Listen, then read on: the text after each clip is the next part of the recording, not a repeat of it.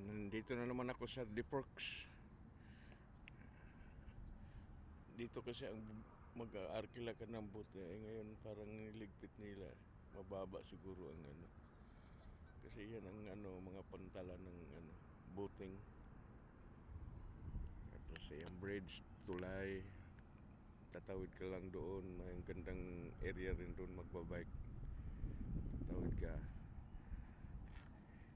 Yung area na yon doon ako banda na nagtatrabaho. Yung destination ko katuwing umaga hapon. Ganda rito. Mawala ang stress. Yan, hospital yan ng St. Boniface. Nagtataas ang building rito.